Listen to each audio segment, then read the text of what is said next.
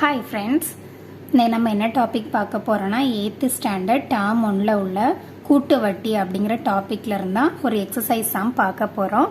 வாங்க சம்ம பார்க்கலாம். சம் என்ன கொடுத்துருக்காங்கன்னா, ரூபாய் 8000க்கு 2 ஆண்டுகளுக்கு கிடைக்கும் கூட்டு வட்டிக்கும் தனி வட்டிக்கும் இடையே உள்ள வித்தியாசம் ரூபாய் 20 எனில் வட்டி வீதத்தை காண்க அப்படின்னு கொடுத்துருக்காங்க. அப்போ நமக்கு இந்த சம்மில் என்ன கேட்டிருக்காங்கன்னா, வட்டி வீதம் வந்து கண்டுபிடிக்க சொல்லியிருக்காங்க. வட்டி வீதம்னா நம்ம எப்படி எழுதும், ஆர். இப்போ ஆர் வந்து கண்டுபிடிக்க சொல்லியிருக்கு. அடுத்து என்னெல்லாம் கொடுத்துருக்காங்கன்னு பார்ப்போம். அதில் அசல் வந்து 8000 ரூபான்னு கொடுத்துருக்காங்க. நம்ம அசலை பீன்னு எழுதுவோம். இப்போ அசல் வந்து 8000 கொடுத்துருக்கு. நெக்ஸ்ட் என்ன கொடுத்துருக்காங்கன்னா, 2 ஆண்டுகளுக்கு கூட்டு வட்டிக்கும் தனி வட்டிக்கும் இடையே உள்ள வித்தியாசம் வந்து, கூட்டு வட்டினா நம்ம அதை காம்பவுண்ட் இன்ட்ரெஸ்ட்னு சொல்லுவோம். அதாவது அந்த காம்பவுண்ட் இன்ட்ரெஸ்ட்டுக்கும் தனி வட்டினா சிம்பிள் இன்ட்ரெஸ்ட் எஸ்ஐக்கும் உள்ள வித்தியாசம் கொடுத்தனால நம்ம இங்கே மைனஸ் போட்டிருக்கோம். இதுக்கு உள்ள வித்தியாசம் எவ்வளோ கொடுத்துருக்காங்க, 20 ரூபாய். இப்போ ஒரு மதிப்பு இருக்குன்னா ஒரு 8000 ரூபாய் இப்போ நமக்கு அதில் கொடுத்துருக்காங்க. அசல் வந்து அது வருஷத்தில் எப்படி இருக்கும், அந்த தனி வட்டி இப்போ 8000 ரூபாய்க்கு ஒரு 100 ரூபாய் கிடச்சிருக்கு அப்படின்னா வருஷத்தில் கூட்டு வட்டிலையும் அதே 100 ரூபாய் தான் வட்டி கிடைக்கும். 2வது வருஷத்துல தான் என்ன ஆகும், தனி வட்டியில் அதே சேம் 100 ரூபாய் தான் கிடைக்கும். அது மாறாது. இப்போ எத்தனை வருஷத்துக்கு நம்ம போட்டிருக்கோமோ அதே வட்டி மாறவே செய்யாது. ஆனால் கூட்டு வட்டியில் என்ன பண்ணுவாங்க, அந்த வட்டிக்கும் சேர்த்து வட்டி போடுவாங்க. இப்போ அசல் 8000 ரூபாய் ப்ளஸ் அந்த ஃபர்ஸ்ட் வருஷத்தில் கிடைச்ச வட்டியோடு சேர்த்து 2வது வருஷம் போடுவாங்க. இப்போ 2வது வருஷத்துல இருந்து கூட்டு வட்டிக்கும் தனி வட்டியை விட கூட்டு வட்டி அதிகமாக இருக்கும். இப்போ அந்த ரெண்டுக்கும் இடையில வித்தியாசம் நமக்கு கிடைக்கும். அதான் இதில் கொடுத்துருக்காங்க. 2 ஆண்டுகளில் கூட்டு வட்டிக்கும் தனி வட்டிக்கும் இடையே உள்ள வித்தியாசம் வந்து 20 ரூபாயா இருக்கு. அப்படின்னா எவ்வளோ வட்டி வீதமாக இருக்கும் அப்படின்னு கேட்டிருக்காங்க. இந்த மாதிரி கொடுத்தாங்கன்னா இதுக்கு ஒரு ஃபார்முலா இருக்கு. அது என்ன ஃபார்முலானா, கூட்டு வட்டி மைனஸ் தனி வட்டி is equal to P into R by 100 the whole square.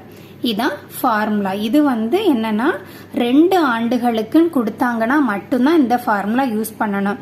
இதுவே 3 ஆண்டுகளுக்கு கூட்டு வட்டிக்கும் தனி வட்டிக்கும் இடையுள்ள வித்தியாசம்னு கொடுத்துருந்தாங்கன்னா இந்த ஃபார்முலா யூஸ் பண்ணக்கூடாது. அதுக்கு வேற ஃபார்முலா இருக்கு. அது நம்ம நெக்ஸ்ட் வீடியோல பார்க்கலாம். இதுல வந்து 2 ஆண்டுகளுக்குன்னு கொடுத்தனால அதுக்கு இந்த ஃபார்முலா. இனி நமக்கு எல்லா வேல்யூவும் தெரியும். அதை அப்ளை பண்ணா மட்டும் போதும். ஃபர்ஸ்ட் என்ன இருக்கு, கூட்டு வட்டி மைனஸ் தனி வட்டி இருக்கு. அதோட வேல்யூ எவ்வளவு கொடுத்துருக்காங்க, 20 ரூபாய் கொடுத்துருக்காங்க. அடுத்து பி அசல் வந்து எவ்வளவு கொடுத்துருக்கு, அசல் வந்து சம்ல கொடுத்துருக்காங்க 8000 இன்ட்டு ஆர் பை 100. ஆர் தெரியாது, அது ஆர் அப்படி எழுதியிருக்கோம். The whole square. நீ 20 into 8000 into R by 100 the whole square இருக்கு. அப்போ இது 2 டைம்ஸ் வரும். இப்போ R by 100 into R by 100. இனி நம்ம கேன்சல் பண்ணிக்கலாம்.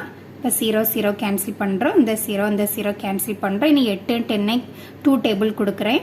இப்போ 4 5. இனி எதுவும் கேன்சல் பண்ண முடியாது. நமக்கு ஆரோட வேல்யூ தான் வேணும். அதனால இதெல்லாம் இங்கே கொண்டு போகிறோம். இப்போ 20.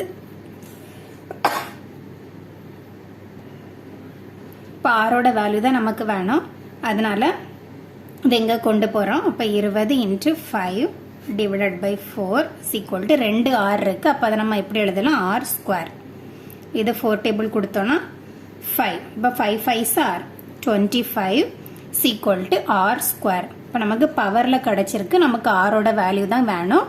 அதனால இந்த 25 நம்ம பவர்ல எழுதுறோம். இப்போ 25 எப்படி எழுதலாம், 5 square equal to R square. இப்போ இதுல இருந்து ஆரோட வேல்யூ என்ன கிடைக்கும், ஆர் இஸ் ஈக்குவல் டு 5. அப்போ இதோட வட்டி வீதம் என்ன, 5%. இப்போ அப்போ 8000 ரூபாய்க்கு 2 ஆண்டுகளுக்கு கிடைக்கும் கூட்டு வட்டிக்கும் தனி வட்டிக்கும் இடையே உள்ள வித்தியாசம் 20 ரூபாய் இருந்துன்னா அதோட வட்டி வீதம் எவ்வளோ, 5%.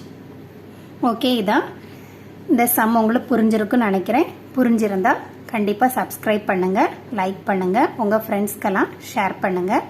தேங்க்யூ.